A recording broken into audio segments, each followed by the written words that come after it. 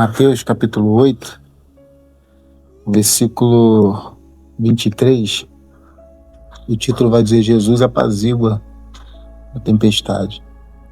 E entrando ele no barco, e seus discípulos o seguiram.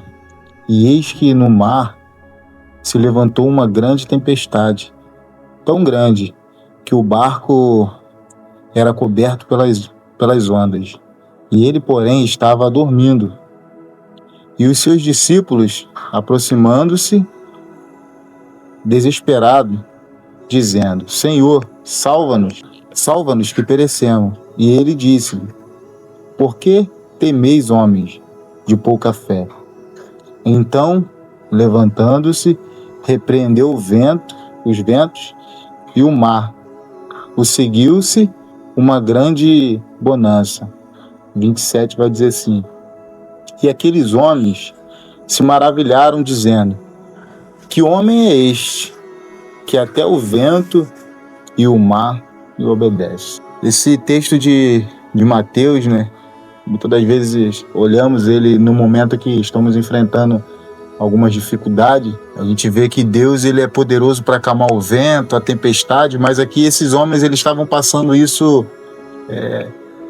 na sua lida, Esses homens eram pescadores, esses homens todo momento estavam em contato, era o trabalho deles, tá no meio fala aqui mar, mas era um lago, onde um lago de água doce, mas ele sempre acontecia em tempos e tempos, acontecia pelo vento bater, era um lado rochoso, então o vento batia e levantava como fosse uma tempestade mesmo, E esses homens nesse dia, eles entram em desespero, só que Jesus, ele estava no barco, como diz o texto aqui, ele estava dormindo lá na parte do barco. Tem alguns textos que vai dizer que ele estava dormindo até em cima, sobre o travesseiro. Alguns textos vai dar umas traduções mais atuais, dizendo que Deus estava no seu descanso e esses homens puderam recorrer a ele. Nós sabemos que Deus não dorme, mas Jesus quis simplesmente dar uma experiência. Naquele dia, Deus quis trazer uma experiência individual para cada um. E a partir daquele momento que aqueles homens vê aquela dificuldade, eles se levantam a buscar o Senhor e dizendo: Mestre, não se importa que venhamos perecer. Ele levanta, como o texto falou aqui, ele levanta, manda que o vento venha cessar e o mar também obedece. Esses homens levantam uma frase que: quem é esse? Que até o vento e o mar obedecem. E trazendo para os nossos dias, ele continua sendo o mesmo. Só que hoje não estamos no mar, mas às vezes estamos enfrentando algumas dificuldades, dificuldades que às vezes não estão visíveis, elas estão internas. Hoje a maiores dificuldades que os homens estão enfrentando hoje, homens, mulheres, elas são no seu sentimento, no seu coração. Hoje o índice de depressão, de pessoas que se afundam, e até mesmo tentam tirar a sua vida, mas ele continua dentro do nosso barco, ele continua com o mesmo poder. Aqueles homens alcançaram a seguinte intervenção de Deus, no momento difícil, que ele nunca viu. Os discípulos, aqueles homens que eram pescador, que estavam todos os dias, talvez, dentro daquela situação, eles nunca tinham observado homem nenhum fazer esse sinal de acalmar uma tempestade, de cessar o vento. Mas eles podem ver o Senhor falando: acalma. E que a gente venha ter, nesses dias, essa sensibilidade para tudo aquilo que se levantar contra as nossas vidas, contra, muitas das vezes, os nossos sentimentos, a gente poder recorrer a esse Deus que ele se encontra no mesmo lugar.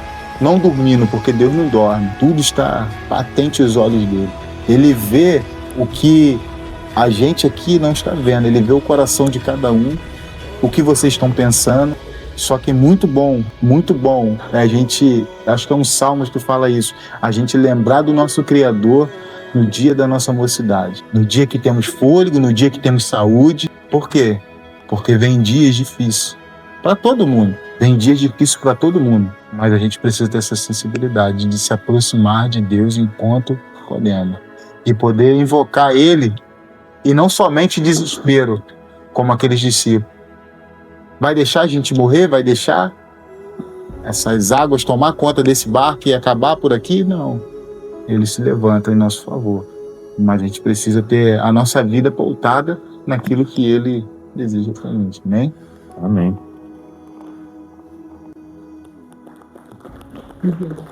Sim. Quem já andou de ônibus aqui? Ou anda de ônibus? Todo dia de ônibus. Sabia que todo dia, quando você anda de ônibus, você está confiando na sua vida, no motorista do ônibus? A sua vida está nas mãos dele? Às vezes você nem percebe, você viaja, olha pela janela, olha no celular, mas ali você está tranquilo porque você sabe que aquele cara vai te levar em segurança aonde você quer ir. Mas qualquer descuido dele, você vai perder a sua vida. Se ele se distrair com alguma coisa, se algum outro caminhão ou carro vier de encontro a ele, ele não souber o que fazer, mas você está confiando nele. Você sequer olha para frente para ver a forma que ele está dirigindo, para ver se ele está na atenção no volante. Você nem se preocupa com isso, porque você confia nas mãos dele. E a nossa vida está nas mãos de quem? E quantos confiam nele? Tu confia nele? Confia nele, Tobias? Às vezes a dificuldade vem, bate na nossa porta. A primeira coisa que vem é o desespero. Meu Deus, e agora? O que vai acontecer? Não tanto na vida de vocês que estão começando agora, mas na vida do pai de vocês, dos mais velhos. Alguns aqui já podem ter passado por algum aperto na adolescência, quando criança. Mas assim, às vezes a gente confia mais no motorista do ônibus do que em Deus. Porque às vezes a gente se preocupa, a gente perde uma noite de sono preocupado com alguma coisa. Você não confia tanto em Deus, você meio que confia. Fala assim, eu confio, mas, meu Deus, o que eu vou fazer se isso acontecer? Mas aí você tá no ônibus e você tá despreocupado, sem preocupação nenhuma. Saiu, você chegou no seu destino, mas na nossa vida, quando a tribulação vem, a gente já reclama com o motorista. Pô, Deus, brincadeira. Toda vez que eu vejo esse cara aqui falando dando esse tipo de palavra, esse tipo de testemunho, cara, tá aqui alguém que confia em Deus? Posso? Pô, Pra ele é até leve falar isso. Pra mim não, porque eu não sei o que eu faria. Ele perdeu o filho dele pro câncer. Jovem, cheio de sonho, cheio de objetivo. Perdeu o filho dele. Qualquer pessoa no lugar dele, a primeira coisa que faria, Deus não existe. Porque se existisse, ele não ia deixar eu perder meu filho. E ele tá aqui, ó, hoje, dando essa palavra. É fácil confiar em Deus? É fácil se manter tranquilo nas mãos dele? Não é. A vontade dele é boa, perfeita e agradável, mas não vai fazer a gente nos livrar das atribulações, das dificuldades, das derrotas, das perdas. Então, muita gente confunde isso. Quando tá tudo bem, eu confio em Deus. Quando tá tudo mal, que Deus é esse que permite fazer isso comigo. Não é fácil. Então, eu tô falando isso até pra mim, cara. Até pra mim. Porque eu também, quando eu tô passando por dificuldade, às vezes eu me perco diante das minhas aflições. Às vezes eu deixo a preocupação me deixar cego. Aí vem alguém falando, vem alguém e chega perto. Cara, você tem um Deus que é na tua vida. Você devia confiar mais nele. Cada vez que alguém chega pra mim, quando eu tô passando por uma situação difícil, e me fala isso, cara, me dá uma alfinetada, que na mesma hora eu começo a pedir perdão. Falei, Senhor, me perdoa. Deixei mais uma vez a minha carne falar mais alto. Então, que a gente venha confiar em Deus da mesma forma que a gente está confiando a nossa vida no motorista do ônibus. Que a gente venha ficar mais tranquilo na nossa vida da mesma forma que a gente está dentro do ônibus, a gente não se preocupa, porque a gente sabe que vai chegar no destino. Quem é o motorista da nossa vida é Deus. E o destino para onde ele está levando, a gente já sabe. Mas basta a gente confiar, orar e permitir que ele haja na nossa vida. Eu não sei o que ele tem para minha vida, mas eu sei que ele vai colocar no meu caminho pessoas que vão ter a palavra certa no momento que eu precisar. Porque eu vou precisar. Eu vou precisar. Todos nós vamos precisar. Passar por dificuldade, às vezes passar por uma frustração, tentar passar por uma faculdade. Tem gente que entra em depressão porque estudou a vida inteira para passar numa faculdade e não conseguiu na primeira tentativa. Tem gente que tem depressão por causa disso, tem gente que se mata, porque uma vez não conseguiu passar numa faculdade. Ele não sabe que ele vai ter 2, ele vai ter 3, ele vai ter 4, ele vai ter várias outras tentativas, mas por causa de uma, tirou a própria vida. Isso é um motivo banal, tem vários outros motivos banais. Porque perdeu o emprego, porque a namorada terminou. Então, Dixon, obrigado aí pela mensagem. As nossas preocupações às vezes são pequenas demais, né?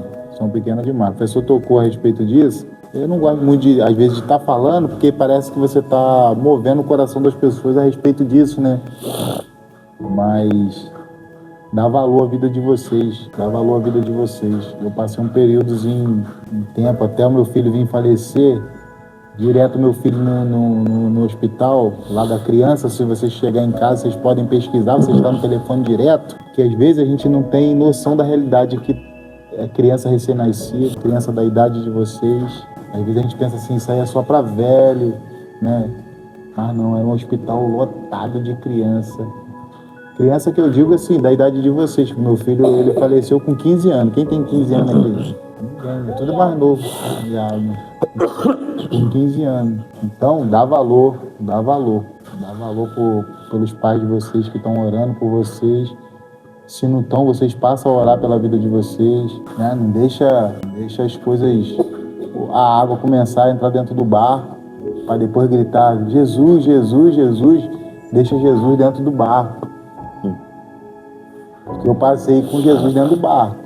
Se Jesus não estivesse dentro do barco, talvez a minha condição de permanecer, até mesmo vivo, porque tem gente que se mata, como você disse, por menos. Jesus estava dentro do barco. Amém? Amém.